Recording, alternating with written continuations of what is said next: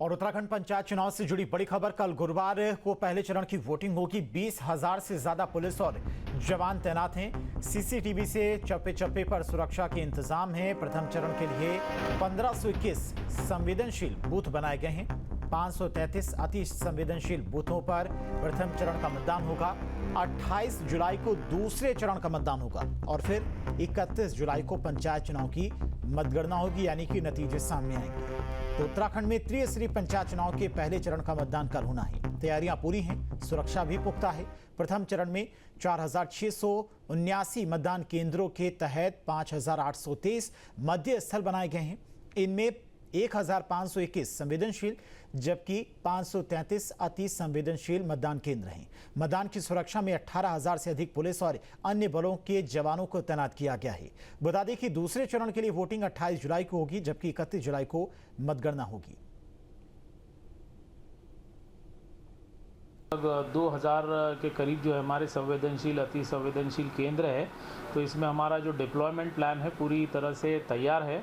इसमें लगभग 20,000 से ज़्यादा पुलिस और अन्य कर्मचारी जो सहायतार्थ है वो सब मिला के 20,000 से ज़्यादा की फोर्स जो है प्रथम चरण के लिए लग रही है, जिसमें जो है पुलिस के अलावा जो है होमगार्ड, पीआरडी, फॉरेस्ट गार्ड, तो इस तरह से जो है इवन जो जिलों में तैनात जो है आबकारी और परिवहन विभाग, इन ऐसे विभागों से भी जो है वो फोर्स लग रहा है। संवेदनशील अति संवेदनशील को देखते हुए उसमें जो है फोर्स की जो है बढ़ोतरी की जाएगी और जो है लगातार जो है जो अति संवेदनशील केंद्र है इसमें जो है भ्रमण जो हमारे गेस्टेड अफसर द्वारा जो है वो किया गया है।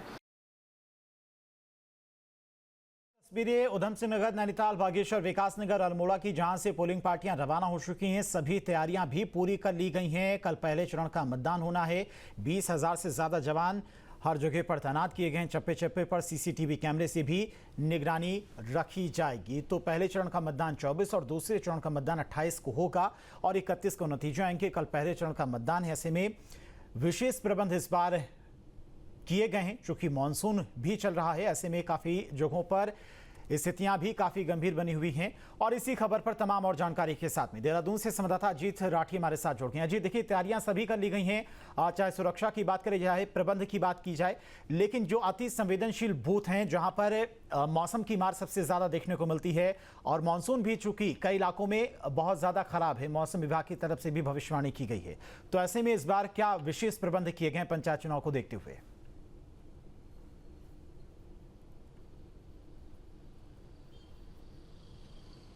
बिल्कुल, देखिए, एक तो सबसे पहली बात यह है कि 1 साल से इंतजार हो रहा था। अब छोटी सरकार के गठन की जो घड़ी थी तो वो आ गई है और कल पहले चरण का मतदान होगा। और जैसा अभी आपने दर्शकों को बताया कि किस तरह से सुरक्षा के इंतजाम और किस तरह से क्या क्या चीज़ें की गई हैं, तो कल पहले चरण का मतदान है और तकरीबन 17,500 से ज़्यादा प्रत्याशी अलग अलग पदों के लिए चुनाव मैदान में हैं। उनकी किस्मत कल उनके जो मतपेटियों में बंद हो जाएगी। मतदाताओं के हाथों में उनकी किस्मत रखी हुई है। तो मतदाता जिस तरह से भी, मतदाताओं का क्या रुख होगा, किसकी किस्मत को संवारना है, किसको बिगाड़ना है, तो ये कल तय हो जाएगा, वो भी आधी पंचायतों का।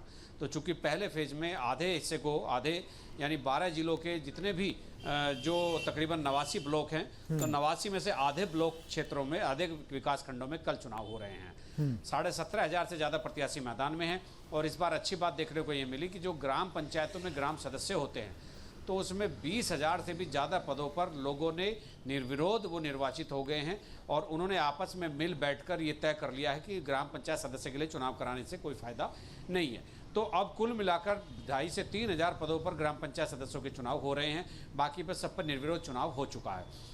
ये एक अच्छी बात है, चूँकि बैलेट पेपर बनाते समय भी ये देखा जाता है कि कितने उसमें कॉलम हैं, कितने हो सकते हैं, वो एक बड़ी चीज़ होती है, तो उसमें एक आसानी हो गई है। दूसरा, कल जैसा मैंने बताया कि राज्य निर्वाचन आयोग ने पूरी तैयारियां की हुई है। 18,000 से ज़्यादा जवान पुलिस के, पीएसी के लगाए गए हैं। होमगार्ड और पीआरडी को अलग से लगाया गया है। और जो आपदा प्रभावित क्षेत्र हैं, जहां लैंडस्लाइड हो सकता है, भारी बारिश हो सकती है, सड़क से रास्ते टूट सकते हैं, तो वहां पर एनडीआरएफ और एसडीआरएफ के जवानों को भी राज्य निर्वाचन आयोग ने तैनाती दी है। तो इसी के देखते हुए कि जैसे आबकारी विभाग की धरपकड़ चल रही है, चुनाव प्रचार कल खत्म हो गया था, अब कल सुबह 8 बजे से मतदान शुरू होकर 5 बजे खत्म होगा। तो चूंकि गाँव का मतदान होता है, इसको हम छोटी सरकार कहते हैं, तो गाँव के मतदान के लिए, छोटी सरकार के लिए कल मतदाताओं का उत्साह देखते ही बनेगा और किस तरह से सुबह से मतदान शुरू होगा। वो जो मतदाताओं का जो जोश है वो इस मत प्रतिशत को कहां तक बढ़ाकर ले जाता है, ये देखने वाली बात होगी। क्योंकि हाइपर लोकल चुनाव होता है तो इसलिए सभी प्रत्याशी एक दूसरे से सबसे मिलते रहते हैं, जितने भी लोग हैं वो सबके संपर्क में रहते हैं।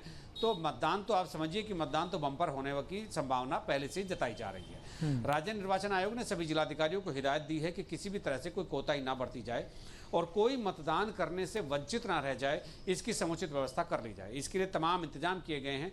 और मौसम लेकिन एक चुनौती बना हुआ है। आज भी जैसे लगातार बारिश हुई, अगर कल ये बारिश होती है तो थोड़ा व्यवधान जरूर पड़ सकता है, लेकिन हर गांव में, हर ग्राम सभा में एक पोलिंग बूथ बनाया गया है। तो अपने गांव से कहीं दूसरी जगह मतदान करने के लिए नहीं जाना है, तो इसलिए मतदान को बाधित होने की एक कम उम्मीद है, भले ही बारिश हो जाए। और यदि अगर कोई मतदान केंद्र या कोई गांव प्रभावित होता है, लैंडस्लाइड हो जाता है या कोई दूसरी आपदा आ जाती है, तो पहले से ही राज्य निर्वाचन आयोग ने ये आदेश जारी कर दिए हैं कि अगर कल कहीं मतदान स्थगित होता है तो उसका उस ग्राम पंचायत का या उस क्षेत्र का बाई इलेक्शन अगले चरण का, जब दूसरे चरण का मतदान 28 जुलाई को होगा तो उसके साथ साथ उसका भी चुनाव करा दिया जाएगा। जी ठीक है जीत, बहुत बहुत शुक्रिया आपका तमाम सारी जानकारी के लिए। जहां भक्ति है हर शब्द में, कथाओं में छुपे हैं दिव्य रहस्य और ज्योतिष देता है जीवन को दिशा। धर्म से जुड़ी हर बातों को जानने के लिए हमारे चैनल स्तुति को सब्सक्राइब करें। चैनल पर जाने के लिए इस लिंक पर क्लिक करें।